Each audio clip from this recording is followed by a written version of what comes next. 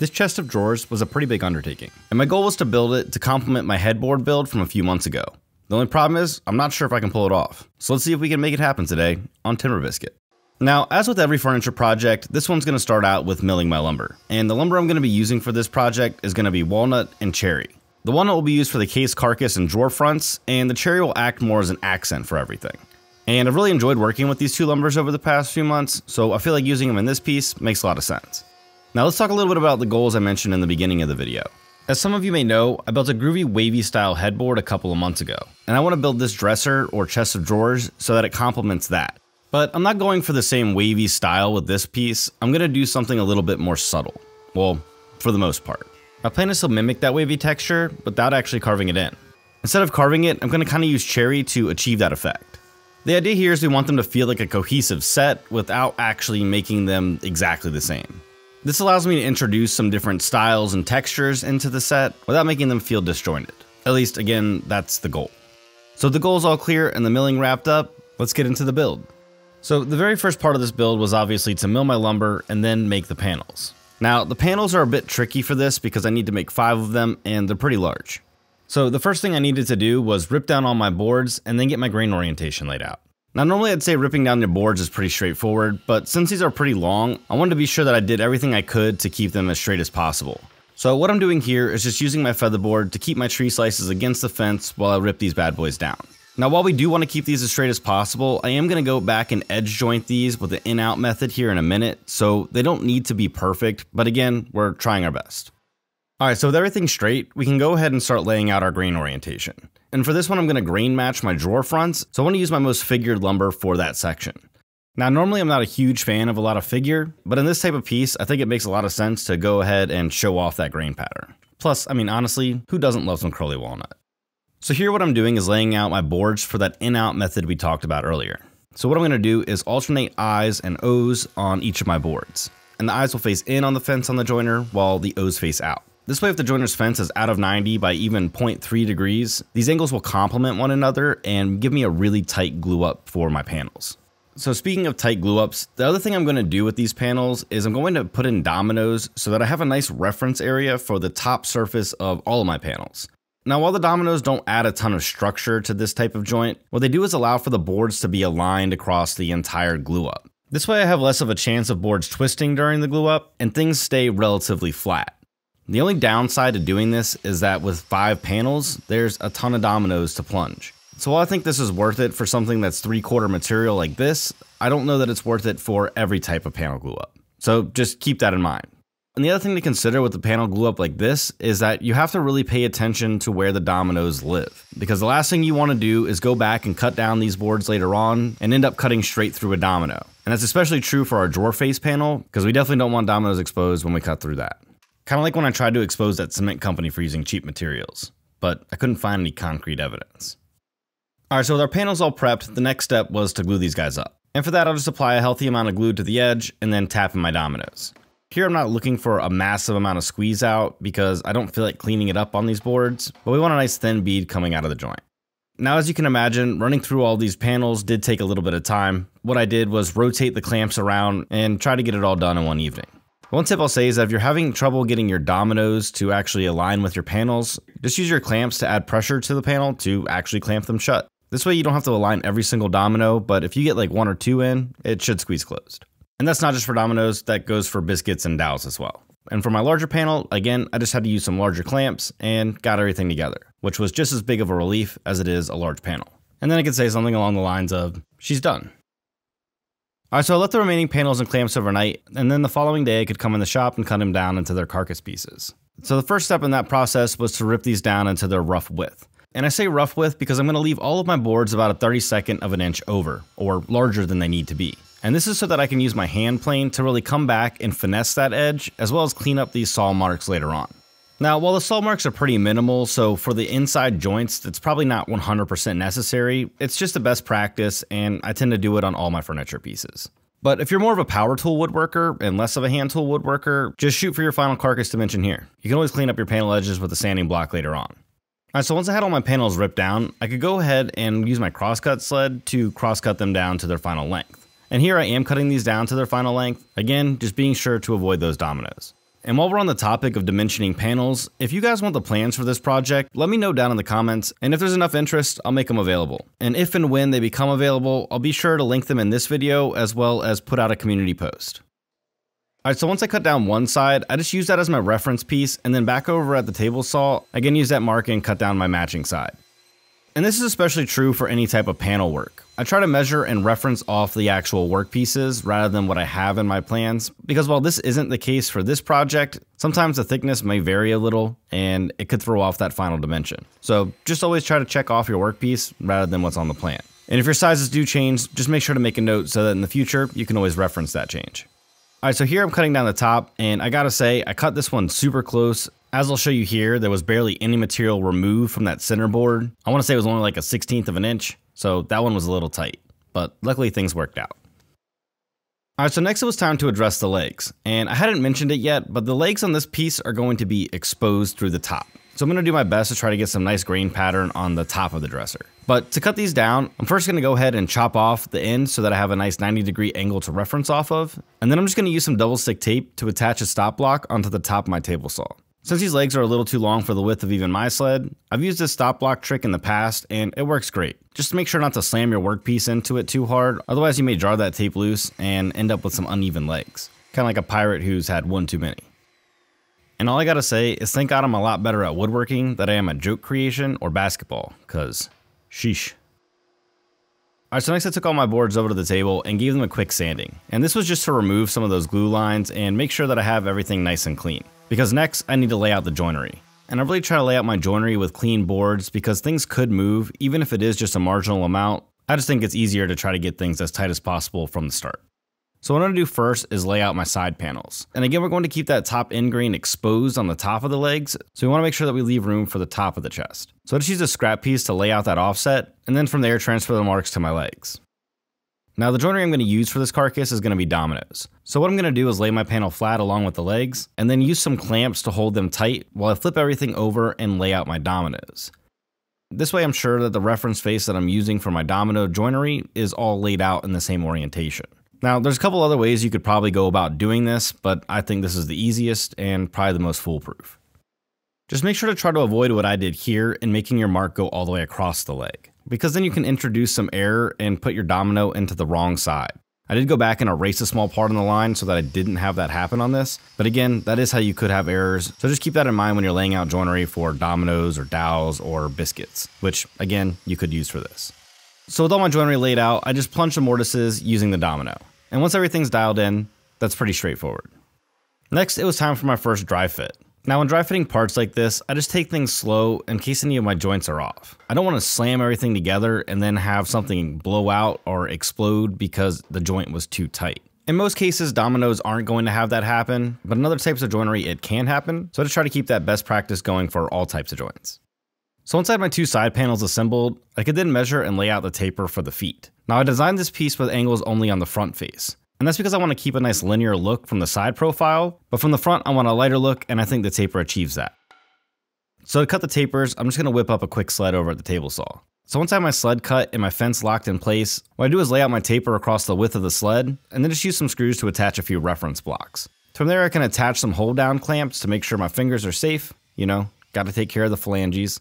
And then from there, just cut these guys down. And speaking of fingers, if you're enjoying this video, give it a thumbs up. Doing so allows this video to spread to more people, and I greatly appreciate the support. Thanks.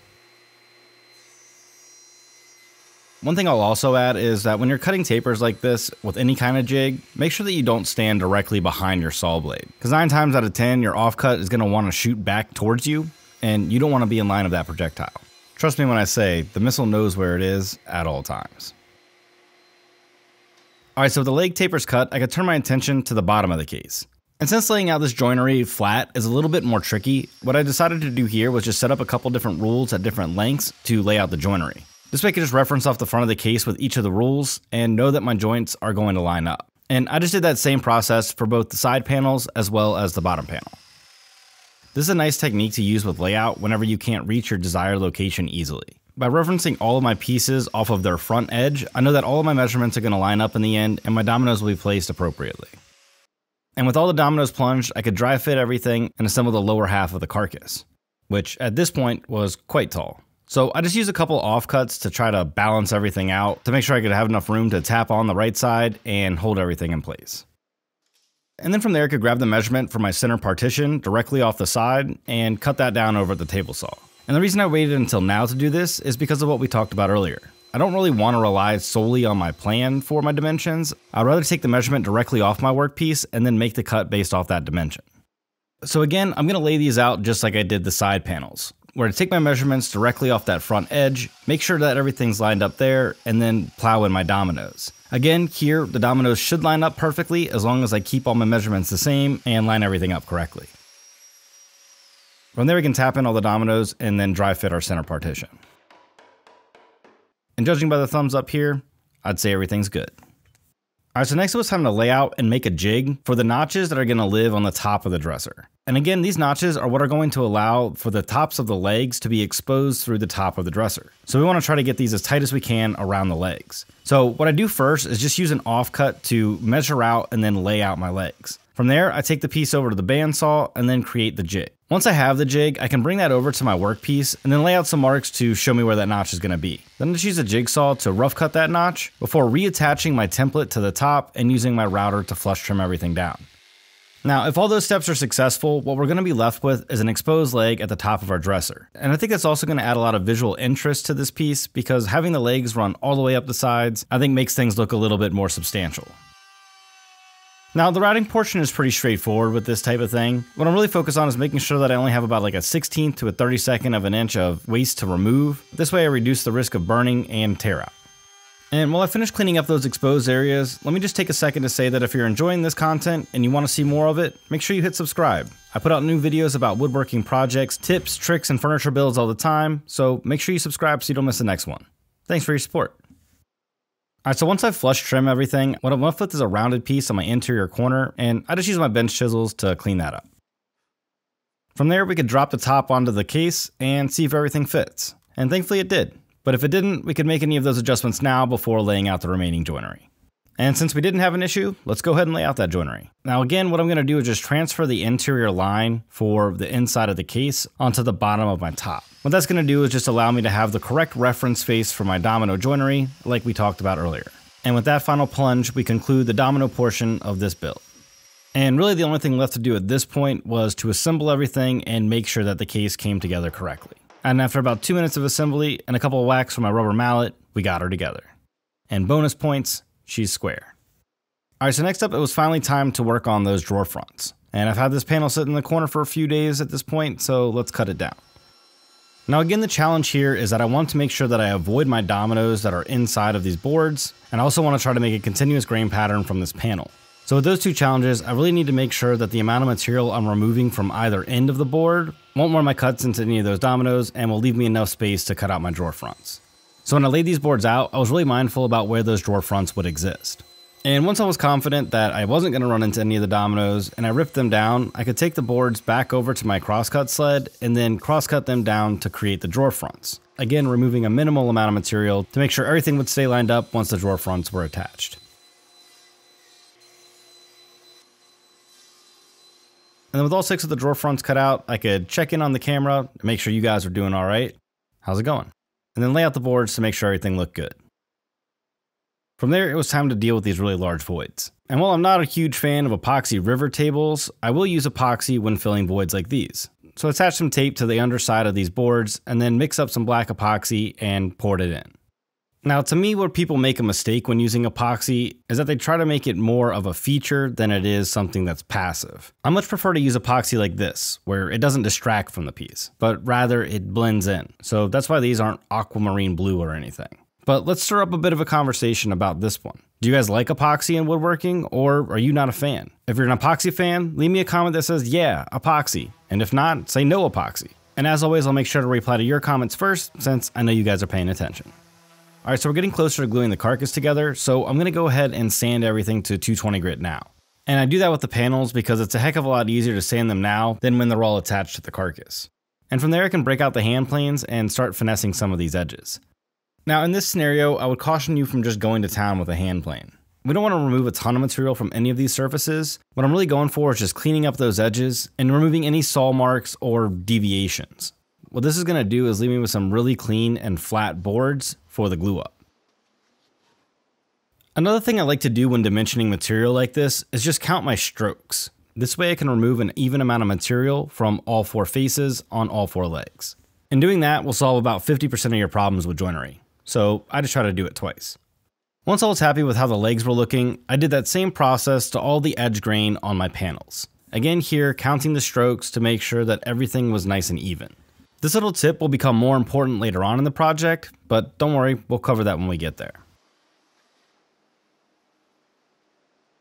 The last thing to do was to sand and add a chamfer onto the bottom parts of the legs. Now a lot of times this feature is overlooked, and I think it's important to cover this, because anytime you're building furniture that could be pulled across the floor or moved, like this dresser that's got a lot of weight to it, you really want to chamfer the feet.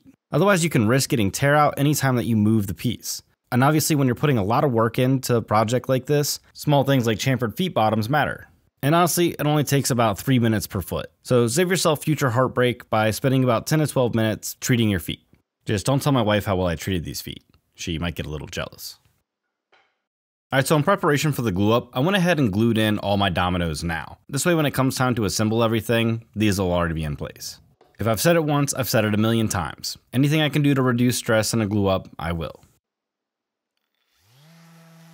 So now that enough time's passed that the epoxy's hardened, I can go ahead and sand that back and finish the rest of those boards up to 220. And then from there I can flip them on their sides and hand plane that edge just like I did on the others. And one thing I'll add is that because this board is so long, the grain direction may change in a couple spots, so here I'm careful to pay attention to that and always try to plane in the same direction as the grain. Alright, so next was finally time for the glue up, and the first thing I'm going to do is glue my 2 sides together. This way I have 2 solid sides assembled for the remaining parts of the carcass.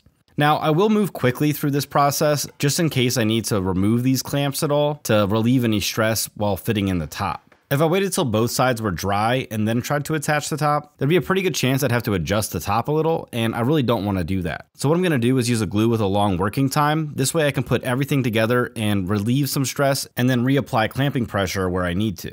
It also doesn't hurt to have an extra set of hands in the shop for this portion, so I enlisted my wife to come help me out with the glue up. But again, don't tell her about how I pampered those feet. That's between you, me, and this chest of drawers.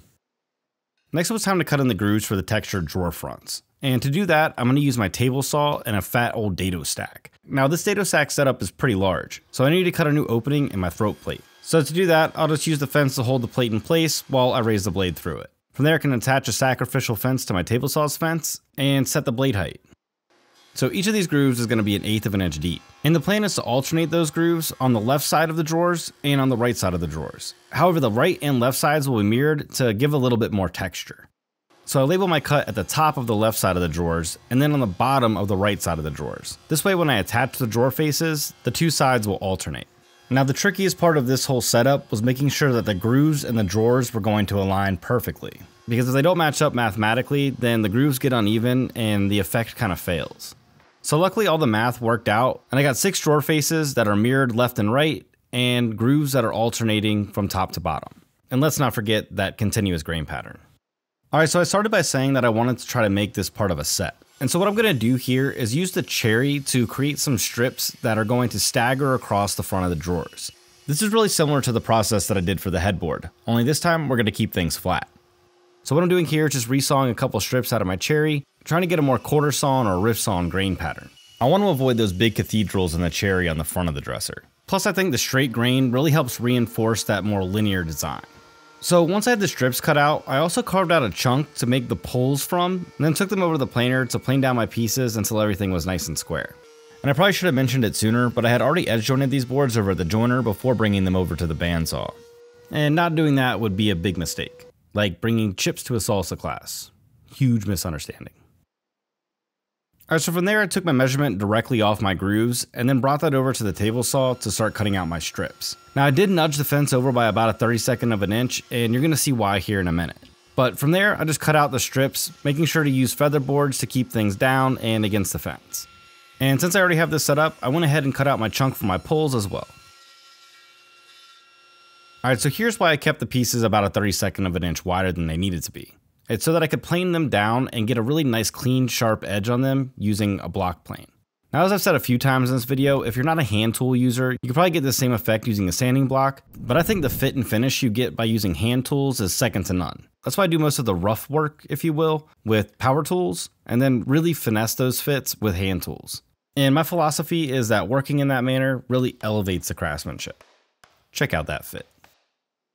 Alright, so with my bushel of sticks all planed down and fitting pretty snugly, I went ahead and cleaned up those grooves. Now, normally I would use a router plane, but there's a lot of figure on these pieces, and I was getting a bunch of tear out from it. So I decided to switch to a shoulder plane, and that gave me much better results. Really what I'm doing here is just removing the unevenness that was left by the dado stack. I'm not really trying to plane down to a specific depth.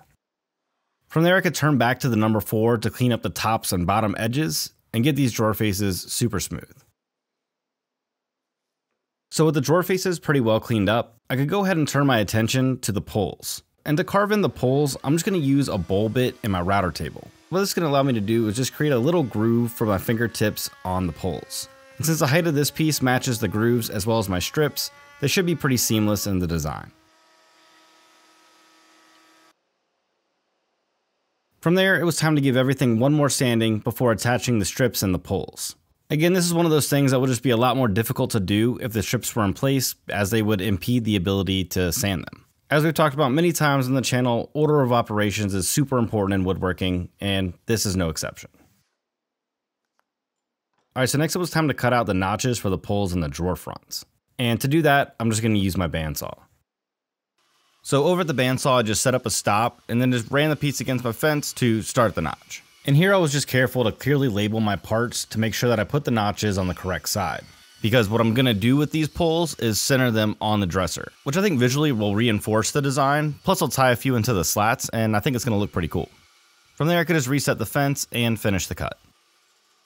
Now that I have my notches cut out, I could go ahead and take the poles over to my table saw and cut them out to their rough dimension. Here I'm going to leave these a little long so that I can flush trim everything once they're on the drawers. And when I cut out the drawer faces earlier, I cut them out to the exact width of the front of the dresser, which means that they're going to be a little too tight, so trimming off a hair to flush these up won't make much of a difference. Back at the bench, I just used my bench chisels to clean up the notch and make sure everything was nice and flush. Now I can get a decently smooth joint with just a bandsaw blade, but using the chisels makes things a lot smoother. And since I was being really careful not to cut into my raised portion of the panel, there was a little bit of extra overhang there that needed to be flushed up, and nothing beats a chisel for that. We want this to be dead on, like the guy who invented zero. You know, thanks for nothing. From there it was time to attach the poles. And to do that, I'm going to go back to my tried and true blue tape. Since getting clamping pressure on these was a little tricky, what I did was use the blue tape to establish the position for the poles, as well as hold them down to the back of the panel. From there I could just apply the glue and clamp everything down. The blue tape does a great job holding everything in place, making sure it doesn't move once the clamping pressure is applied.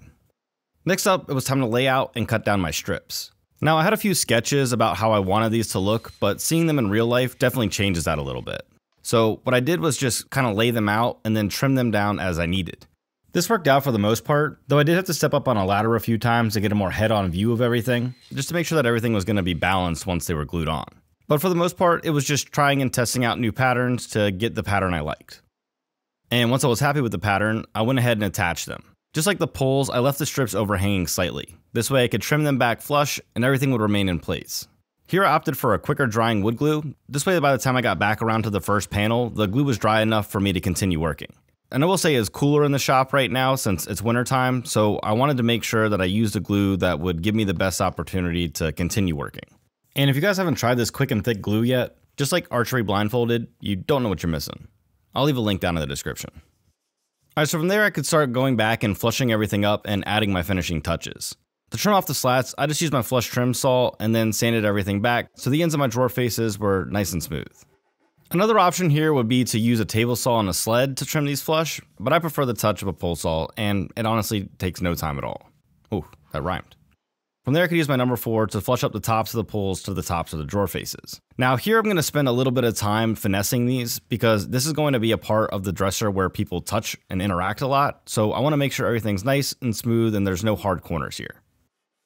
So once I was happy with all the poles, I went ahead and flush trimmed them down over the table saw. Again, I think this is a good technique to make sure everything stays square and keeps those poles super tight to the edge of the drawer face. And again here I'm removing about a 32nd of an inch from the overall drawer face to make room for the reveal on the front of the drawers. From there I could go ahead and start installing my drawer hardware. And for this project, I'll be using Blum soft close drawer slides. I've used these a ton on other projects, and honestly, I don't think that there's a better drawer slide on the market. And to install those, I just cut off a piece of scrap to make sure that my drawer slides are set to the right height, and use a self-centering drill bit to install them in place. And then from there, I could start cutting down my material for my drawer boxes. And the material I'm using for these drawer boxes is 1/2" Baltic birch. Now in the last cabinet video, I was mentioning about how difficult it was to find Baltic birch plywood in my area. Luckily, I was able to stumble upon a bunch of 1/2" Baltic birch, but 3/4 still eludes me, so I think those days might be gone. So here I just cut all my strips out to a little over 7 inches, and once I have all my strips cut out, I'll just use my table saw to finish cutting these down. Now in my last video, I also got a ton of questions about why I don't use my track saw for my final cut. And it's not that I don't use the track saw for the final cut, it's more that I feel like I can get a better square edge off the table saw than I can with just the track saw. And that's just a matter of my table saw being easier for me. In woodworking, there's a ton of ways to get to your end result, it's just about what you're comfortable with. And for me, the table saw is just a little bit more comfortable than the track saw. With all that said, this time I did use the track saw for my final dimension, so there you go. Call me partially converted. And even with that, I feel like this is going to be just like when I lost my wife's audiobook. I'll never hear the end of it. Alright, so back over at the table saw, I had trimmed down all my drawer bottoms, and now I'm trimming down my drawer sides, fronts, and backs. For this, I just set up a stop on my crosscut sled and then just knock them out. And for repeated cuts like this, I will always opt for a crosscut sled over a track saw. Next, I set up a flat bottom blade at the table saw to cut in the groove for the drawer bottoms. Once I have the first groove cut, I just nudge over the fence and cut in the second to give me the width I need for the drawer bottoms to fit. And then I could finally exhale because that was a ton of repetitive work. And then from there, I just took my backs over to my bandsaw and cut in the notches for the rear portion of the Blum soft close drawer slides. They need this little notch in order for them to properly sit on top of the tracks, so setting up a stop makes pretty quick work of that. And then from there, I could go ahead and assemble all my drawer boxes. Now I've gone over this in detail in the past, so I'm going to go into it really quickly here, but what I do is just dry assemble the whole drawer box, and then just use that to hold everything square while I assemble the remainder of the drawer box. Doing this gives me perfectly square drawer boxes every time, and it's super easy. Just put the drawer boxes together and use some glue and brad nails to hold everything in place. Now when it comes to installing the hardware onto the drawer boxes, I do have a couple jigs that I think work really well for this, and if you're doing these regularly, I do recommend getting one. This one works awesome and really speeds up the process. I'll leave a link down in the description for anyone who's interested. So once I've got the plugs drilled in the back, all I do is use the jig to attach the front clips and install the boxes into the carcass. And now we all get to admire that soft close motion. Ooh, that's nice. And then from there, I could install the drawer faces using some double stick tape and clamps. And while I finish that up, let me take a moment to say that if you guys are enjoying the channel and you want to support the show, I'd like to invite you to join my Patreon. There you'll get discount codes on plans and merch, an invite to the Discord server, where you'll be invited to hang out with other woodworkers, plus join in monthly live chats. It's really becoming a fun place to hang out, so I hope you check it out. Not to mention you get a few welcome gifts. And again, to those who've already joined and are making this an awesome place for everyone else, thank you guys so much for your continued support. It means the world. Alright, now back to the build. So once I have the drawer faces shimmed and use the double stick tape to hold them in place, I attach a couple clamps and then pre-drill and screw in a couple screws. This is a nice easy way to attach those drawer faces without dealing with a bunch of jigs. From there I can make some minor adjustments to the reveal to make sure everything's lined up and the drawers are installed. From there I can take a few more passes with the sanding block, making sure to remove any of those hard edges as well as any saw marks that are in the grooves. I finished the top with a cabinet scraper to make sure things were super smooth, and then this guy was ready for some finish. And for the finish on this one, I'm just going to be using a penetrating oil. What that's going to do is allow for that natural warmth of both the cherry and walnut to shine through without adding a bunch of sheen. And I love using oils because they're easy enough to fix and repair if they ever need to be repaired, and they leave a good quality finish. On a piece like this, there shouldn't be a ton of wear and tear like a table for instance, so a nice penetrating oil does just fine. From there I can just attach the rear panel with some brad nails so that I can get access in the future if I need to, and cue the beauty shots. I gotta say, this dresser turned out phenomenally. I can easily store clothes for 2 people without any problems, if I only knew 2 people without any problems, and the design meets and exceeds the expectations of what I envisioned. I think it matches really well with the set, and it allows me to introduce some different textures as well as tones into the set, so be on the lookout for that in the future. I think more importantly, whenever I'm designing furniture, I try to make it something that I couldn't just go to the store and purchase. Something that's a little different. And I think for that, this is definitely a win. I really love the alternating texture of the ridges on the front of the drawer boxes, and I think that continuous green pattern really adds to that. Plus centering the cherry drawer pulls I think worked out great. Not to mention, I really love the stance on this piece. So if you enjoyed this video and you want to see more like it, make sure you subscribe. Check out this video over here next, and as always, I knew this would work, and I'll see you next time.